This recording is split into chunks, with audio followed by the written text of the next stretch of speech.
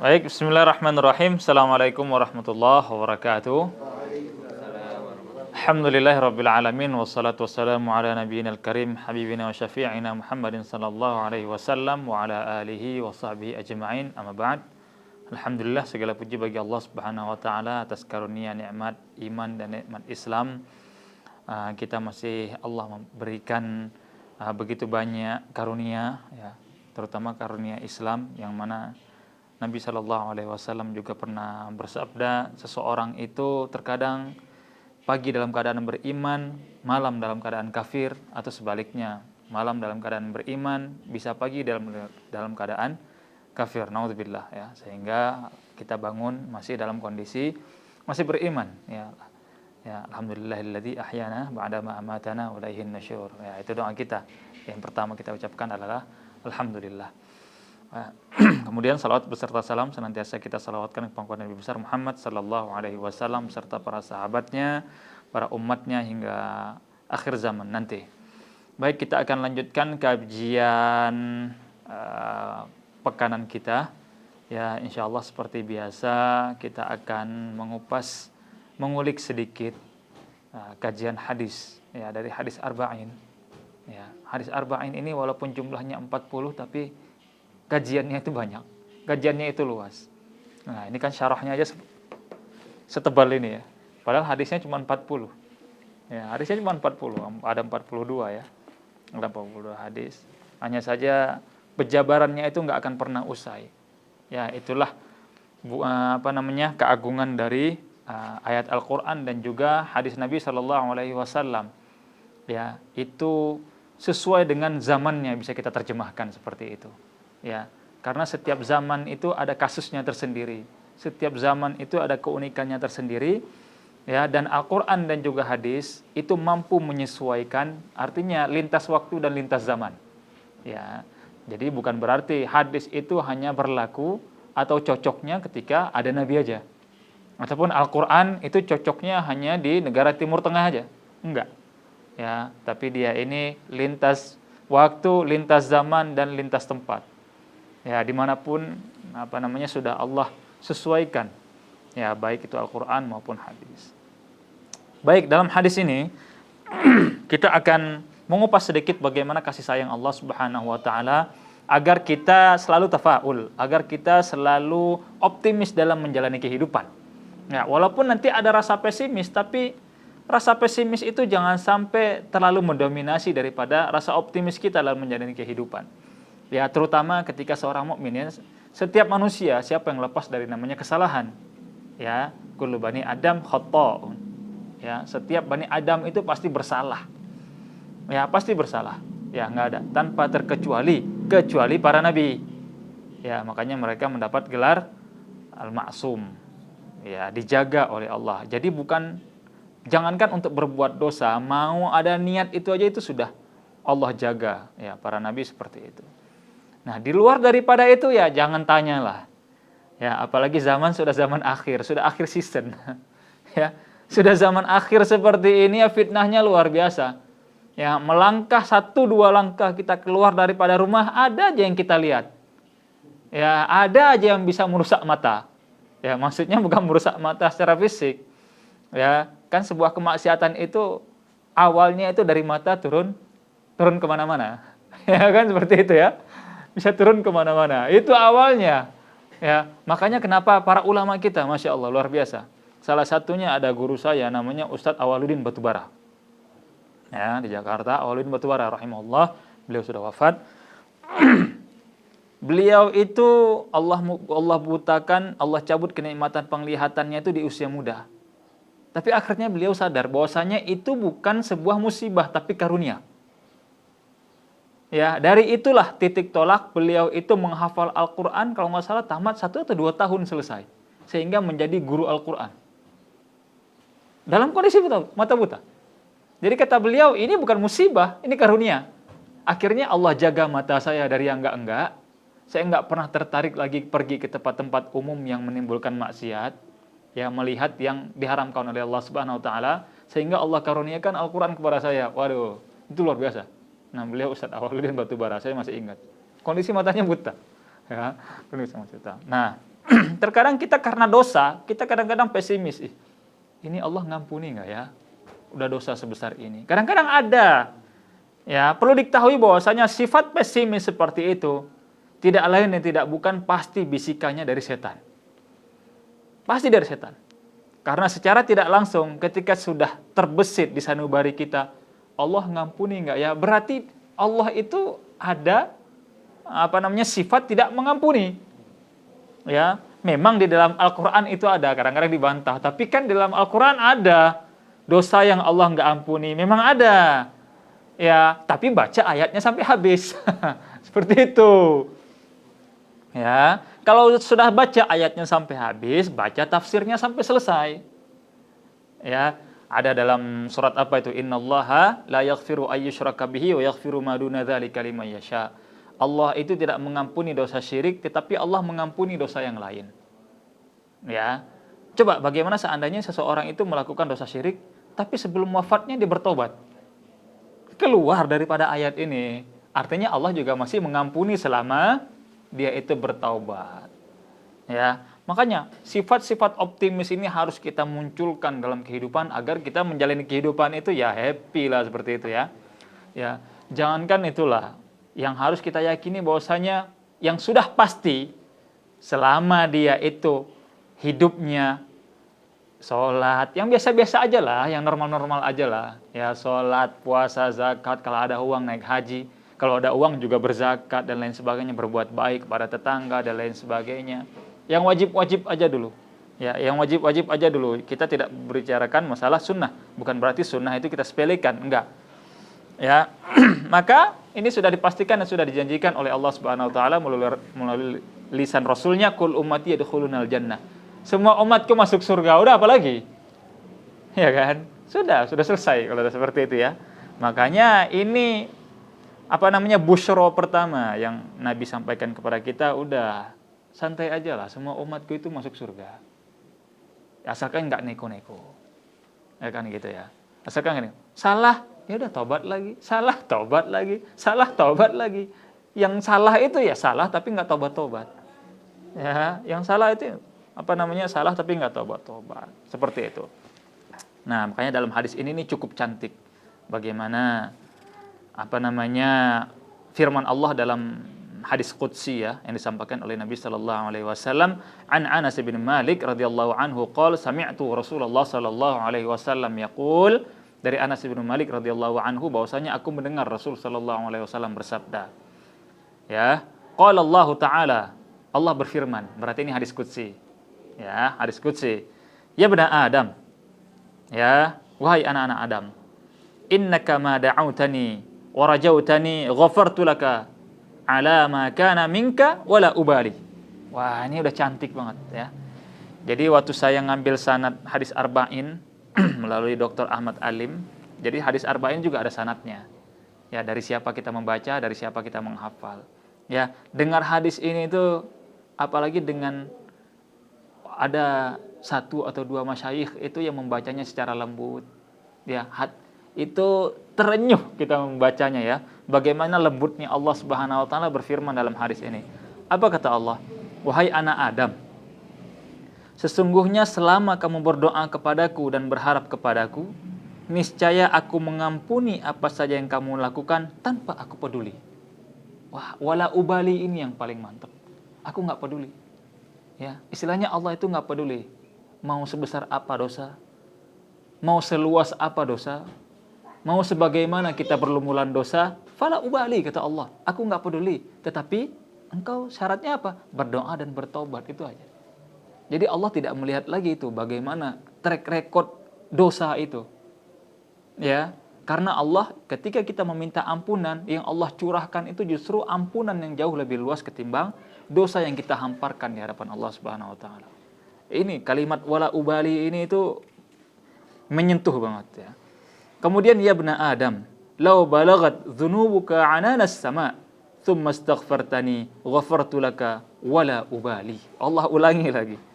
Ya, wahai anak Adam, seandainya dosa-dosamu membumbung tinggi, mencapai langit tertinggi sekalipun, berarti langit ketujuh kan? Langit ketujuh itu ya. kemudian kamu memohon ampunan kepadaku, aku pasti mengampunimu tanpa aku peduli. Wah, cakep banget ya. Ya, kita bacakan dulu sampai selesai. Ya bani Adam, innaka law ataitani biqarabil ardi khotoya thumma laqitani la usyriku bi syai'a la ataituka biqarabiha maghfirah. Ya, wahai anak Adam, seandainya kamu mendatangiku dengan membawa dosa-dosa sepenuh bumi. Nah, ya. Nggak tahu sebesar apa itu dosa sepenuh bumi dan sebanyak apa, nampaknya belum ada. Ya, ya. Kemudian kamu menemuiku dalam keadaan kamu tidak menyekutukanku. Itu cuma satu syarat yang disyaratkan oleh Allah Subhanahu wa taala untuk mendapatkan apa? Untuk mendapatkan yang berikutnya. Ya, tidak menyekutukanku sesuatu apapun denganku, niscaya aku mendatangimu dengan membawa ampunan sepenuh bumi pula. Ya, jadi syarat Allah hanya mensyaratkan satu aja agar semua dosa kita itu terhapus, ya, jauhi kesyirikan. Ya, terutama yang namanya kalau syirik akbar itu sudah jelas. Ya, syirik-syirik asghar mungkin yang kita itu nggak sadar. Ya, karena syirik asghar, syirik kecil itu halusnya itu kata Nabi Shallallahu Alaihi Wasallam seperti semut hitam berjalan di atas batu hitam di malam hari, nggak kerasa. Contoh-contohnya itu kita bersumpah pada selain Allah. Ya, ente ngambil ini enggak demi Allah demi Rasulullah, itu sudah dosa, syirik kecil. Ya, karena sudah bersumpah dengan selain Allah, walaupun kita bawa-bawa Rasulullah, tetap nggak, demi Al-Quran saya nggak bisa. Ya, nggak bisa, nggak boleh. Nah, itu salah satunya, ya, salah satunya. Nah, ini kita lihat bagaimana sifat maghfirahnya Allah Subhanahu wa taala. Jadi, jangan hanya mensifati Allah itu sebagai sifat penyiksa. Ketika kita itu berbuat dosa, orang-orang sering begitu. Ya, nanti masuk neraka.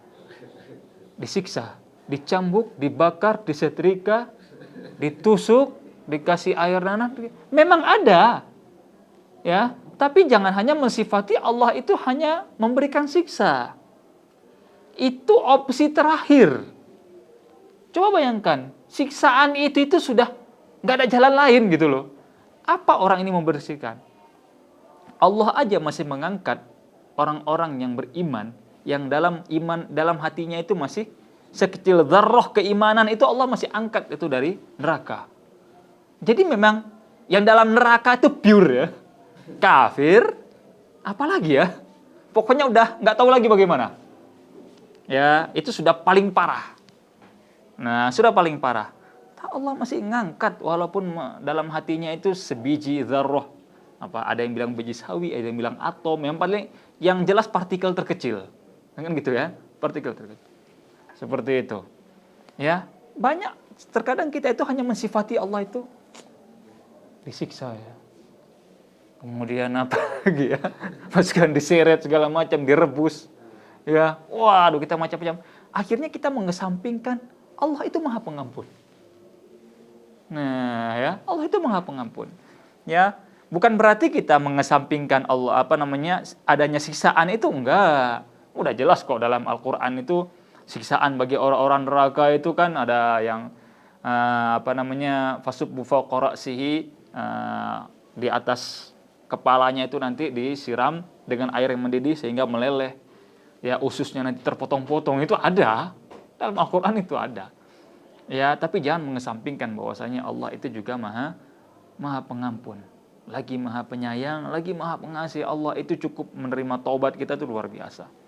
Ya. Ya, contohnya dalam hadis ini bagaimana? Allah bilang, cuma satu syarat aja untuk mendapatkan ampunan. Ya, enggak neko-neko kan syaratnya kan? Ya, jangan syirik kepada Allah Subhanahu wa taala, maka sebesar apapun dosa yang kita bentangkan, mau dosa apapun itu. Terkadang kita pesimis terhadap dosa-dosa besar. Bisa enggak diampuni ya? Na'udzubillah zina. Mau enggak Allah ngampuni dosa zina? Allah sudah bilang, dosa apa aja Allah bisa ampuni kok. Asalkan kita bertobat dengan tulus ikhlas. Makanya ada namanya taubat nasuha, ya kan? Ya ayyuhalladzina amanu tubu ilallahi taubatan nasuha dalam surat At-Tahrim itu. Ya, asalkan kita taubat nasuha. Tapi Setelah taubat nasuha, ada jaminan nggak kita nggak berbuat dosa? Nggak ada. Selama status kita manusia, mau itu taubat nasuha sekalipun, punya kemungkinan untuk berbuat dosa lagi. Maka taubat lagi, udah seperti itu alurnya. Seperti itu alurnya.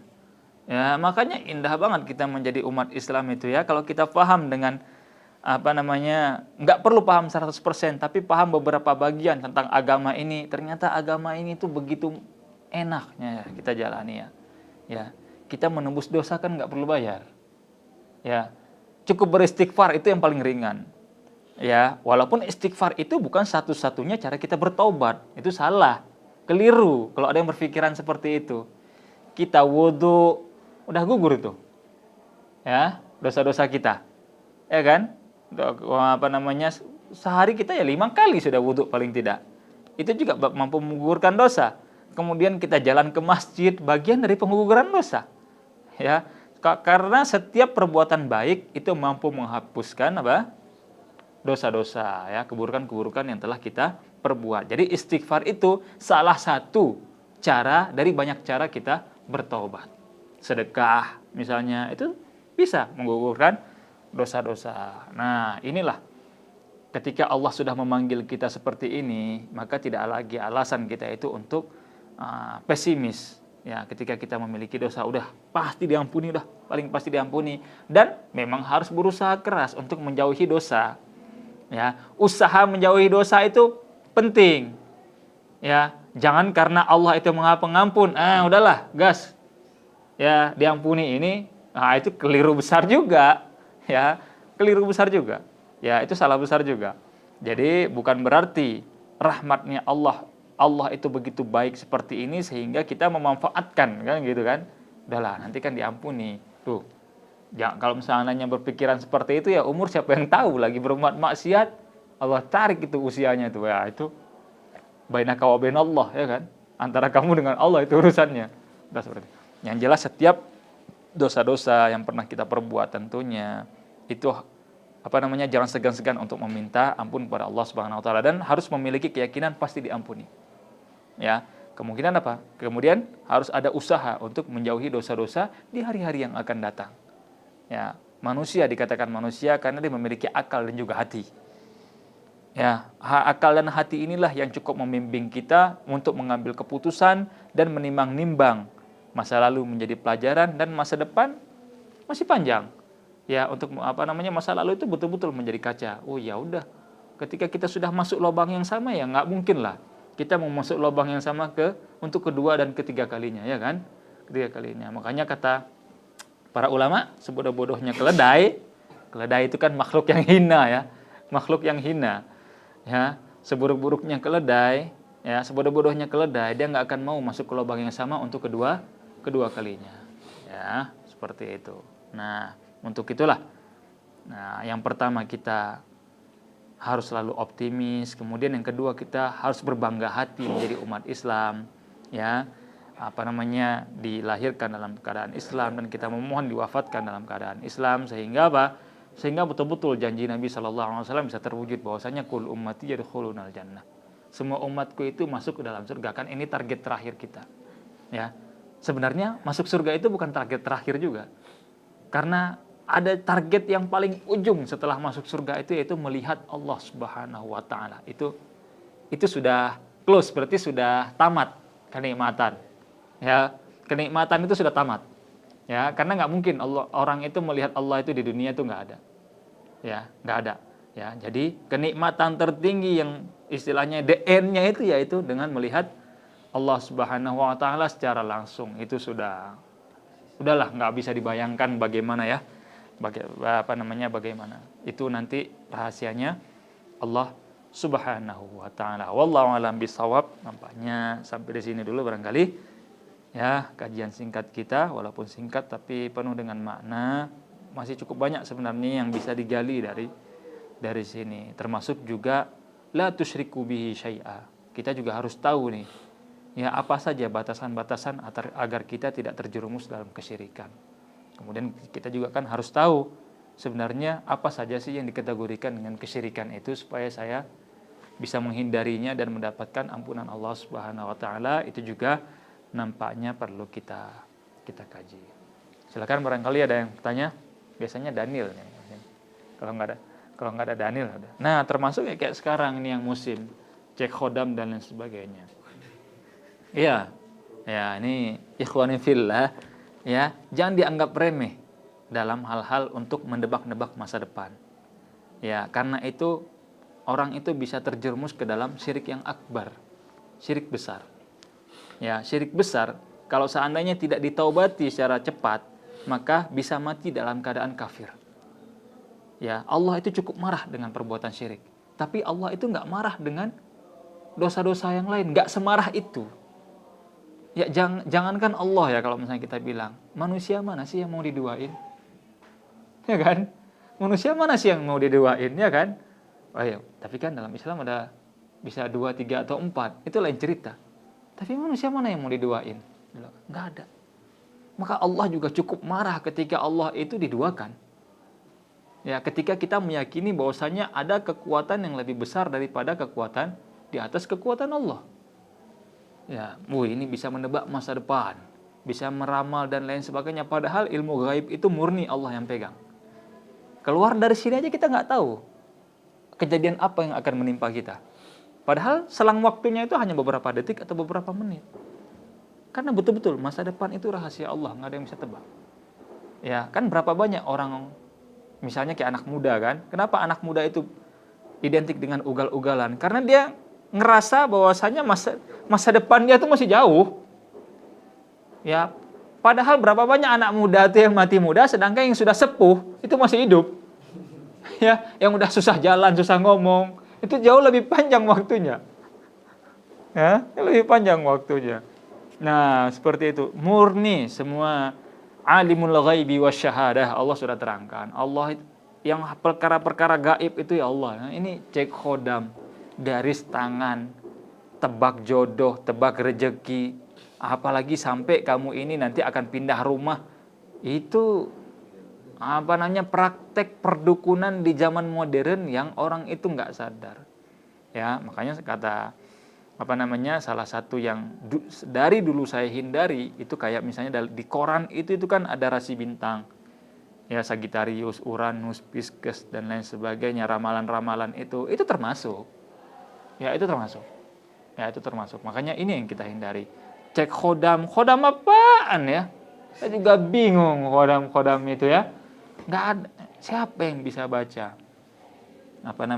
Yang bisa tebak lain sebagainya. Ya, memang ada kemungkinan nggak? Misalnya di dalam diri seseorang itu misalnya kayak kerasukan jin, ada. Tapi nggak ada yang bisa lihat, kayaknya jin singa ini. Ya, yang bisa ngelihat pasti dia juga dari golongan yang sama. Ya, sudah sunatullahnya begitu. Alam kita dengan alam gaib itu terpisah. Ya, alam kita misalnya dengan alam jin itu terpisah. Ya, mereka bisa lihat kita nggak bisa lihat mereka. Itu sudah ketentuan final. Ya, jadi ketika ada yang bilang saya bisa ngelihat, ya udah, dalam diri dia juga lagi ada benda yang sama. Ya, lagi ada benda yang sama, istilahnya. Didit nih, ada singa nih. Ya udah, berarti di sini juga jenis jin yang sama, maksudnya seperti itu. Tidak melihat jin kecuali jin itu sendiri. Ya, ngerti ya? Tidak melihat makhluk halus kecuali makhluk halus itu sendiri. Karena kita itu nggak ada. Seandainya, lagi-lagi saya utarakan, seandainya dia itu orang yang alim, yang melihat jin itu loh, yang melihat mereka itu orang yang alim, soleh dan sebagainya, kayaknya ulama-ulama kita udah nulis buku tentang jin. Mereka jauh lebih soleh. Imam Syafi'i misalnya, ya, Imam Bukhari misalnya, ya, Imam Muslim misalnya. Mereka, siapa yang meragukan kesolehan mereka? Jadi mereka justru lebih berhak dengan kemampuan melihat itu kan. Dan kebiasaan ulama kita, apa saja mereka tuliskan. Ya, apa saja mereka tuliskan. Nggak mungkin pengalaman spiritual kayak gini nggak mereka tulisin. Berdialog, mengisi kajian jin itu pasti ada bukunya itu. Ya, karena sekelas Imam Syafi'i lagi jalan aja lihat orang berdebat, yang satu kalah karena diejek dan kan, itu bisa jadi syair. Beliau tuliskan dalam satu syair keren. Ya, apa aja tuh beliau tulis. Nggak mungkin dong ketemu jin nggak ditulis. ya, ya, ya ketemu makhluk juga ditulis. Seperti itu. Jadi seandainya kemampuan ini dilekatkan, disematkan pada orang-orang yang soleh, maka ulama-ulama kita terdahulu, Buya Hamka dan lain sebagainya mungkin ya, itu lebih berhak. Nah, apa namanya, melihat makhluk halus yang dilihat oleh orang, katanya orang pintar zaman sekarang. Seperti itu. Allahu a'lam. Ada pertanyaan? Ada ya?